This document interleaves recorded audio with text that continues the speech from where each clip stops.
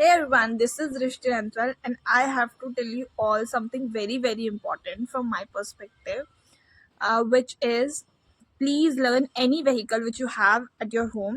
कुछ भी हो सकती है, वो साइकिल हो सकती है, वो स्कूटी हो सकती है, बाइक हो सकती है, कार हो सकती है, anything you have, two wheeler और फोर व्हीलर, प्लीज लर्न.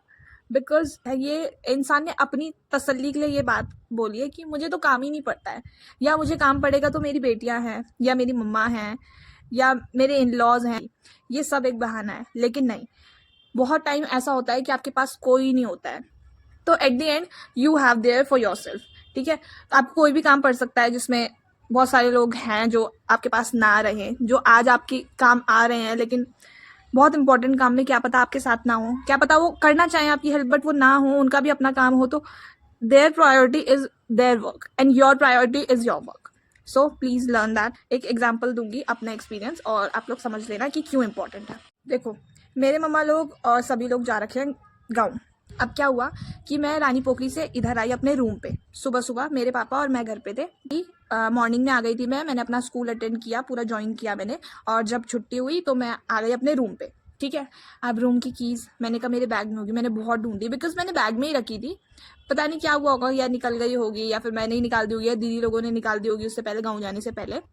अब कीज़ नहीं मेरे पास, इतनी फूटी किस्मत मेरी.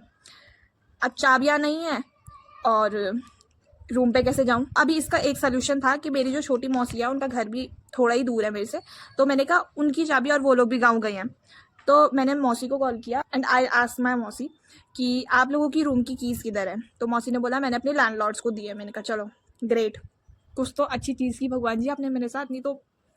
मैंने उनके लैंडलॉर्ड से कीज़ ली एंड मैं उनके रूम पे चली गई. दिन में मैं सो नहीं सकती थी बिकॉज मेरे को कहीं नींद नहीं आती. रात में मैं सारा काम वाम करके आई, रात में मैं सोई, मेरी बैक में इतना पेन हो गया बिकॉज मुझे कहीं पे नींद नहीं आती है अपने घर और अपने रूम के अलावा, और उनके यहाँ मुझे बिल्कुल रत्ती भर की नींद नहीं आई. ऊपर से मेरी कमर में जो दर्द हुआ है ना, भगवान जी ने ना जो सारे दुख है ना 2025 के सारे दुख इसी वाले महीने में रख दिए मेरे, दिसंबर के महीने में, मुझे ऐसा लग रहा है. अब देखना सुनना, मैंने कहा अब कीज तो है नहीं, तो कीज के लिए क्या किया जाए, तो मैंने अपना दिमाग चलाया जो कि मेरे पे है कि 50 रुपए के ताले के लिए 100 रुपए का पेट्रोल फूका और मैं दोबारा रानी पोखरी भागी. अगले दिन किया, शाम को मेरा ट्यूशन था, ट्यूशन मैंने दिया. 6:45 अराउंड में मैं यहाँ से निकल गई रात में.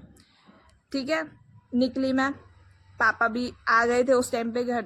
रानी पोखरी भागी तो भागी, ये थोड़ी सोचा कि चाबी मिलनी भी थी कि नहीं मिलनी थी. 100% थोड़ी था